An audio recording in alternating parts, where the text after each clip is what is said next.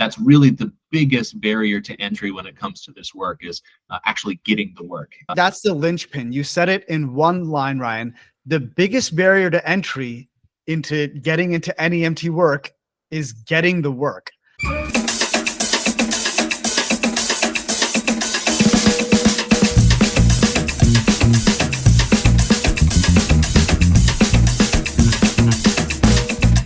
Welcome back to NEMT Experts. Before we begin, hit the subscribe button already if you haven't. I've got today with me Ryan Kaspar, who worked at MTM, one of the biggest NEMT brokers in the country, for over a decade, and who now consults for NEMT businesses across the country and is on new adventures. Ryan, thanks for being with me. How you doing? Yeah. Hey, Nirav, I'm doing great. How are you? Never been better. Ryan, can you give us a little more detailed intro of yourself and background? Yeah. So, hey, everyone. My name is Ryan Kaspar. I am an NEMT expert. I have 15 years experience in government contract oversight, service provider network management and adequacy, call center operations, and many more things. I'm especially interested in helping transportation providers, NEMT providers, and so that's what I'm doing here today. I used to be in the NEMT space. I worked for a big broker. I got to see all of the things that happen behind closed doors, and now I'm doing my own thing on my own path, but I'm still remembering that there's a lot of change that needs to happen here in the NEMT service. And I'm helping to be an agent for those changes and try to help people along the way. So that's who I am, and that's why I'm here today to work with Nirav and talk about all the exciting things that are happening in NEMT. So Ryan, when we were talking the other day, I mean, one of the great qualities about you that resonates with me and a lot of the folks watching is that you are an incredibly mission-oriented guy. Everything you do is about the mission, and that's at the heart of what you're doing right now. You know, you've if you want to share a bit about what you're doing now. Yeah. So today I work for the National Administrator for 988.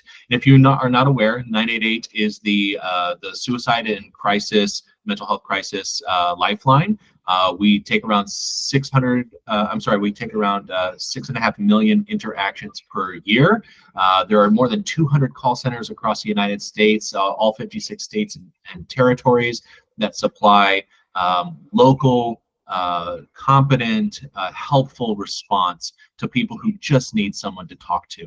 And so that really, as you said, is a very strong mission, and it's something that we try to put forward in the work that we're doing every single day. Awesome. Ryan, can you tell us about, well, let's start with Carwell. You have started this website and consulting sort of brand to help NEMT businesses to do better, be better. Tell us about what you're doing with Carwell. Yeah, so Carwell, it is not just a project for me. It is again a mission, giving back to people, using my experience to help support individuals who are sometimes really lost when it comes to NEMT. Either you don't know where to start, or you don't know where to go next. And with Carwell, I've set up a system that helps to provide different approaches for all providers, large, medium, small, or startups. And if you spend a few hours with Carwell, you're going to get a couple of things out of the time. First, we're going to teach you how to get contracts. That's really the biggest barrier to entry when it comes to this work is actually getting the work. And there are some very specific approaches that you should be taking. Brokers, facilities, federal funders, state funders, they have really large barriers to entry, and you can't start the work without knowing who to talk to and how. And with my expertise, I can help teach you how to get in the room and get that first contract. I think that's the linchpin. You said it in one line, Ryan. The biggest barrier to entry into getting into NEMT work is getting the work. And, one of the things broad topics I want to focus on today is because you have such a rich background, having worked at MTM for over a decade in multiple different roles, you have this great bird's eye view of the industry. And a lot of the folks starting out, hey, NEMT is interesting. Let me start an NEMT business. Let me get into the industry. Everyone's a little piece of this bigger puzzle, but the whole way that the industry has shifted over the past decade and where it's going, it affects everyone and every little player, whether you're just starting out an NEMT business with one or a few vehicles, you're doing something else. Like, you need to have a sense of where is this industry headed, right? The tailwinds, the headwinds, and just understanding how the broader forces are really going to come down and affect you doing NEMT rides for passengers in a certain area of a certain type, working with a certain broker. And so what I want to talk with you about in this episode is, let's get a sense of this industry, from a bird's eye view. Like, where is it heading? Like, what are the factors that are affecting the growth that are relevant for small NEMT businesses, especially that are just starting out and want to grow? Yeah. Really, and I know that's a tall order. It's a tall order. There's so much that's happening. And I'll tell you, I really love the topic. I love the way that we're going to take this session here, because there is so much to talk about. I'm really hoping we get in all the good points within an hour or less. So let's talk about this, the transformation of NEMT and where it's come from, where it is, and where it's going. So 10, maybe I'm going to say even close to 15 years ago now, NEMT was in the Wild West stage of the industry, right? There were, providers were figuring out what they wanted from a broker and from payers. Brokers were figuring out how to solve problems that hadn't been solved yet.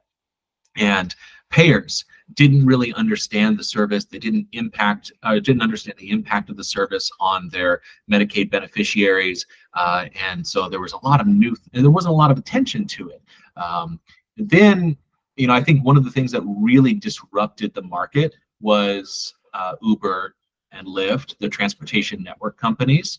They came in, they had all of this great technology, and while they weren't doing healthcare rides or rides to medical appointments, they set a new standard for what the experience should look like. And while there was a really big barrier to entry in NEMT for brokers who had, consistently held big contracts and they shifted from one broker to the other, now there was this thought, well, if somebody can bring in a really great experience, what's to stop them from doing some of the more important things like management and service management and claims processing and compliance? And can they do that quickly enough that it's a threat to what the model looks like? And so over the last decade, brokers, providers, payers have all been thinking about what these types of experiences need to be. And so you and I, a few days ago, we talked about, two approaches to change in NEMT. Either you start at the top down and try to change the model, or you start from the bottom up and try to change the model. And riders and providers have been in desperate need of an experiential change. And it's really been kind of constrained by the risk of performing the service, brokers that have to maintain profits, and managed care organizations that have to maintain profits, and the states who have not yet found functional alternatives to the broker model. And I want to be clear here, I'm not saying that the broker model is bad. It's just solving for a different problem, which is service management. And it's not directly about enablement of the provider and the experience of the rider. So last thought here is, what's coming next, right? How do we change? And I think that the way that we change is finding and enabling technology that really starts to think about the experience of the rider, that makes it easier for providers to focus on the service, and a maybe a technology platform or an operating model that starts to make connectors where really there's a lot of fragmentation and has been for a long time. There can be players that enter the market that create the connectors, right? And so if you look at what type of technology offering there has been in the past, you might have a dispatch software that doesn't talk to a vehicle safety management system or a fleet management system. You might have a revenue cycle management model or software that doesn't talk to the dispatching software. And you might have all of these things that don't talk to the proprietary broker models. And so what you have instead as a function of that is you have transportation providers who have to manage all of those things. They have to keep them all connected and talking to each other manually through people processes. And what you end up getting out of that is a focus on just trying to stay within the boundaries of or the rules of the system. The brokers set the rules, the managed care set the rules for the brokers, and then the states and payers set the rules for the managed care providers, and it creates this downstream effect where the provider is third or sometimes even fourth in the decision-making process. And it's really important for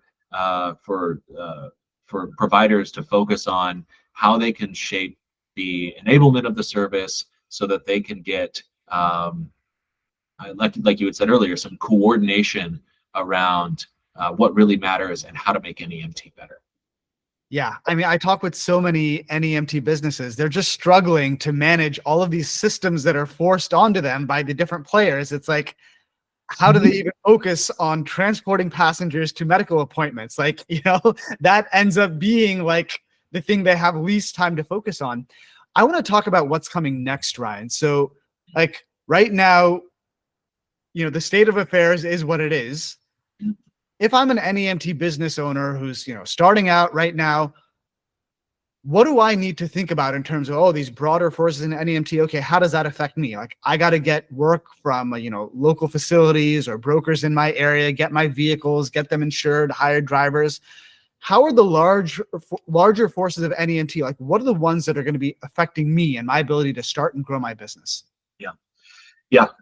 So number one, I think the barriers to entry are only going to continue to increase, right?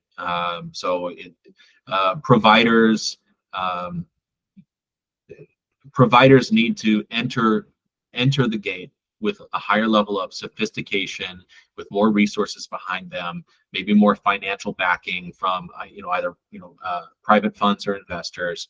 And I feel like those are really scary concepts, right? Especially for a mom and pop shop where you go, well, gosh, I've got 2 cars. I just want to take some rides, right?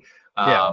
But what really is the things that are moving towards that direction, or moving the networks towards that direction, is a consistent increase in monitoring over risk. Right. I think you had a guest on a few weeks ago that talked about the increasing insurance rates and why those insurance rates are increasing exponentially for NEMT providers. And that's been a trend we've been seeing for probably the last 7 to 10 years, but it's really getting out of hand. And so every provider that enters this market now has to be very mindful of every dollar. So you need somebody that can help you budget for those things, understand the nuance, provide a little bit of padding, help to negotiate an effective rate for your service as you get started, and then also diversify your ride sources so that you're working with a mixture of private pay, you're working with a brokerage model, you're working with hospitals directly, and maybe even nonprofits or rural transit to really provide a kind of a spread of the risk that you have. You're not beholden to one funding source or another. So I want to dig into this, point about how the barriers to entry are only going to keep increasing over time. I mean, I talked to NEMT providers today and, they say, oh man, like I have to go through all these certifications, all these processes with the state, whatever. It's so troublesome. Like, are you suggesting that like a year from now, 3 years from now, 5 years from now, it's only going to get progressively harder and harder? Or do you think there's going to be some sort of plateau where like, okay, this is what the barrier is, like, it's hard enough, it's going to stay there? Because I mean, the demand for NEMT is just shooting through the roof. I mean, there aren't even enough suppliers to keep up with it. How can the barriers to entry keep getting higher for suppliers? Yeah. So you have a couple of themes here. And so to answer your question, yes, I think that the barriers to entry are going to keep raising. And here's why. We have the aging of the boomer population. We have the aging of the Gen X population, and we have a decline in these really large portions of our population that are at risk for needing more medical appointments and more transportation as a result. You are also going to see that the trend has been over the last, I'm going to call it 10 to 15 years, the trend has been to move NEMT from kind of its own bucket of benefit management into the managed care model in a much more substantial way. And managed care providers, they want to treat every one of their benefit models the same. They want to credential them, they want to insure them, they want to mitigate risk. And so what you have is, 10 years ago, we might have treated, a managed care provider might have treated a driver network as just a group of drivers and vehicles. But today they're starting to think more about credentialing them closer to what they do for their doctors, right? Their provider networks. It's not the same. You're not working with doctors, and working with doctors is not the same as working with drivers, but there's risk that has to be mitigated. And so managed care companies think, well, if I put a patient in a room with a doctor, I have a certain level of risk. If I put that same patient in a car with a transportation company, what type of risk do I have there? Is the person trained? Do they have a good background that's risk-free, that doesn't have any felonies, that doesn't have any driving, a poor driving record? Is the company insured? Because things happen in a vehicle, right? There can be accidents, there can be sometimes fatal crashes, and then there can be all sorts of things that happen in between. And so we've got this trend that's happening where, as I said earlier, there once was a Wild West in NEMT, and that's not such the case anymore. And so you're going to see this benefit become much more like a managed service that is much more akin to what you see with traditional provider networks in the healthcare space. It's totally, definitely not as much of a Wild West as it used to be, but do you feel like there's still a large amount of maturing that the industry needs to go through? Because, from what I hear, like in NEMT business, they want to start doing trips like, oh, this broker is asking me to do XYZ things, and this broker is asking me to do these certifications. That's going to increase my insurance rates. I don't want to do that. Then this facility or that MCO or that insurance program, I have to do a separate thing. And it's like you were saying before, all the tech systems don't talk to each other. I mean, honestly, it still feels like a wild, wild west, just a different flavor of wild, wild west, honestly. It does. Think about how much progress we've seen, though. I agree, right? I think we're still in the backside of that wild, wild west feel, but we have a long way to go. There are some really good ideas out there. There are organizations that are looking to create those centralized services, networks of information, interoperability between different systems like the behavioral health system, the prescription networks, and then transportation. We're not there yet, and it's going to take a lot more motion to start to coordinate those things. I think one of the big steps that I've seen has been some accreditation councils and different groups that have started to provide national national standard setting and advocating for the brokers who traditionally have been at the center of like creating all of the standards, and trying to find the middle ground. And there's always going to be good and bad with that model, right? Just as much as there is with a broker model or with anyone else saying this is what the standards are going to be. But this is progress. It's taking the ownership of those standards outside of the people who are also beholden to make the money, and starting to, I think, really shift the focus, which does help providers. Yeah. Tell me this, Ryan, like there are things that people are trying to do, things that could help improve the industry. What do you think are the biggest things that are more probable to actually happen over the 5 years that are going to shift the industry the most? Mm-hmm. Two things. One, I think there's going to be a closing of the spread of technology requirements. So right now, brokers are moving all, and have been for the last 15 years, moving all of the providers away from paper processes, and that is not only at the driver level, but also on the back end model, which would be like your dispatching and your claims and billing, moving to a paperless workflow. It still exists a little bit, especially for smaller organizations, for volunteer groups. Those things are going to become more obsolete and less desired. So you're going to see brokers and private payers try to move towards selecting vendors that have technology at the forefront of their service.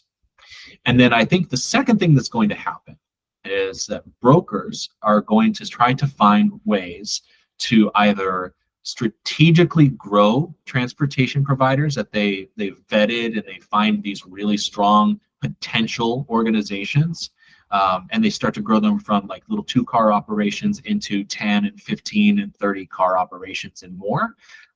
Or they're going to start to say, in some markets, it is not valuable for us to have small, inefficient providers, right? And so that feels scary. But the way that you curb that as someone entering this market is by turning towards the idea of embracing technology, setting up a really strong technology stack, and then aligning your organizational culture towards customer service, towards really efficient operations, and creating a relationship with your broker where you're always asking for where the need is, where you can get more rides, and how you can support the broker in getting those rides picked up. So you sort of already answered the next question I was going to get you, and you've touched upon this even earlier in the conversation, but let's say I'm a new NEMT entrepreneur. I want to start my NEMT business. I don't want to prepare for running an NEMT business the way the industry is now. I want to be preparing for getting along with whatever the trends of NEMT are going to be, 5 years from now. I want to set myself up for long-term success right now. What are the things that I need to do now based on these larger trends that are probable to happen over the next 5 years? Yeah, I think you have to be really hungry, number one. You have to be an organization that is not looking for, just a handful of standing orders, or to sit within a county or even a couple of zip codes and say, this is going to be okay. You have to have a plan. And providers that really thrive are ones that have a plan, and then they clearly communicate that plan to their brokers or to their payers, right? So there's going to be a space that comes very quickly where brokers are going to look at their networks and say, who can we cut? Who can we move to a shared resource pool like an Uber and Lyft style network with independent drivers? And then who do we retain as our commercial providers that we're going to grow and look for additional efficiencies, because they're feeling the crunch of dollars and profits all the same as the provider. So a provider that is focused on that type of planning for growth and then aligning to their payers is going to be really important. That has to come. The second thing that has to come with technology. And so when I mean technology, I don't mean a set of 6 different resources that don't talk to one another, that make it very inefficient for you to work through, your entire trip flow. I mean, looking for 2 to maybe 3 technology partners that talk to each other, that streamline your workflows, that capture the user experience, the rider experience, and they try to not only provide consistency to the rider, but an improved experience over time. I think those are the things that are really important. And if I were a provider today entering this market, I'd be looking to do both of those things in order to succeed. Well, you're singing my tune, Ryan, with adopting tech that's going to do all that stuff. One of the interesting points you mentioned I want to dig into is small providers and their relationships with brokers. So, I hear from time to time, hey, a broker, they want to focus on giving rides to more established transportation providers that have more vehicles, can take on more work. If I'm a small provider out there, how do I, and if I have maybe 1 or just a few vehicles, like, am I at risk from getting cut off from my broker? And is there a risk for me being able to get new broker contracts? Like, how do I deal with that? I mean, is the only way for me forward with brokers to grow my fleet so that brokers say, okay, we can give this transportation provider more rides? Or, I mean, what do I do? Yeah, so here it is, Nirav. This is a self-fulfilling prophecy. If you are a small provider that does not seek to grow, that does not ask for where the work needs to be, if you do not constantly manage your relationship with the people who are ultimately assigning and allocating the work to you, you will be on a chopping block, on a list, or maybe just a maintain and let exist style list for a broker. If instead you are strategic in your relationship management, you are checking in with your broker and saying, where are your pain points today? Can I add a service? Can I expand my service area? Can I add? Can I grab a problem patient, somebody that you have had real difficulty finding consistent transportation for? Let me take on that work. I'm going to give you that consistency. If you're not taking those, if you're not asking those types of questions to the people who are allocating the work to you, well, then you become less of a thought. And so that's interesting because, the way you're describing that, Ryan, that's how people recommend you deal with facilities and your private pay clients. So what you're saying is treat brokers the same way you would treat your facilities that you have direct contracts with and your private pay. Yeah, it's a different scale. There are some different rules, but the concepts are the same. This is good relationship management. This is alignment with your clients. And if you're a provider, you have the power to say, tell me what type of work you need done, and I can fulfill that work. And that's what I would really recommend to all providers. There's nuance that comes behind that, right? You have to know what type of questions to ask. You have to know maybe when to ask them, and you have to know maybe from experience when things are going right or when they're going wrong. But those are things that experts like me can help you with and set up the plan and help you understand when things are when they need action. Awesome, Ryan. What I like to do in these episodes is story time. You've been in this industry for a long time. You've seen lots of interesting things, many roles at MTM, dealing with transportation providers. Are there any particular interesting or insightful stories that you've heard, or dealt with that would be interesting for an audience of relatively new NEMT entrepreneurs to hear? Yeah. Goodness. Yes. So many stories. I can tell optimistic stories. I can tell tales of woe. I can tell tales of adversity and strength, or I can tell really scary stories. and there's a whole bunch within there. But here's one I think I will tell.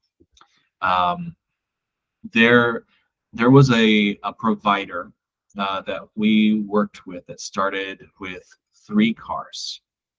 A small service based in a Midwest state. And one of the things that they did for us right off the bat was talk to us about what they wanted their service to look like. And they said, I want to be everywhere in the state. We said, okay, that's not something that we typically see in this market. This is in this example, this was a very rural market, and the trip distance was, I don't know, 50 to 60 miles anywhere outside of the city. Okay. So we're talking like long distance, very rural, and very difficult. If you say I want statewide coverage, how are you going to get there? And so what we did was we helped this provider, because they told us what they wanted, set up different depots across the the state that they were operating in, and then we started to let them just kind of pick the work. We gave them access to our marketplace system. We helped them understand which trips were going to be valuable or not. But the provider really started to figure that out on their own. Then they started calling our dispatchers and saying, hey, I have a driver out in this area tomorrow. Do you have any rides that are not yet scheduled tomorrow? And I'm going to pick those up. And very consistently, that provider would. And the relationship changed from a provider who had just a couple of vehicles and only served a central city in the state, into a provider with 35 fleet that took $200,000 plus in revenue per month, and maximized their trip volume.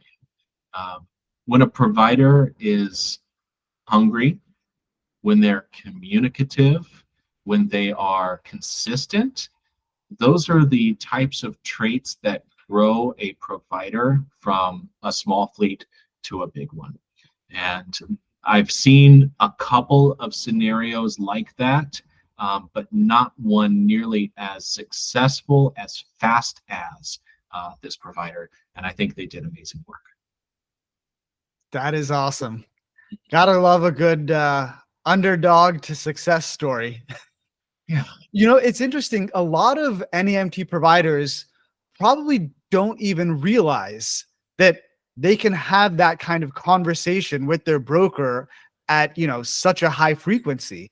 I mean, correct me if I'm wrong, Ryan, but most people just, hey, these are the trips the broker are giving me, I'll try to do that. And they don't really try to have a deeper relationship where, hey, where can I do more? Can you give me trips in this area, or what is it? Am I right? You're right. Sometimes it's tough, right? Sometimes the broker might set up a model where they don't have in-state operations, and finding the individual who manages your account and developing that relationship might be difficult. They absolutely exist, and they do hold some controls. So yes, you can go down that path. I think ultimately you can utilize some strategies outside of relationship management, but I think the most effective way to grow is to do exactly that, is to establish a niche within the network, communicate that niche to the people who are managing the service, and then be really consistent in your desire to do more. The people who work at brokers or brokerages feel the same pressures that providers feel. There are too many rides. They are difficult to manage. Sometimes there's not enough funding to cover the transportation. Sometimes there are heavy complaints that don't get addressed timely, and all of those problems can be solved if the providers are asking the right questions. And then, of course, what follows is a successful relationship. I'm thinking about diversification. And so what I mean by diversification is just a blend of the types of services that you acquire or seek to acquire. I said that sometimes the biggest barrier to entry with working with a broker can be actually getting the contract, and you need to have a really sound strategy to get there, which even in your best attempts sometimes might not pay off.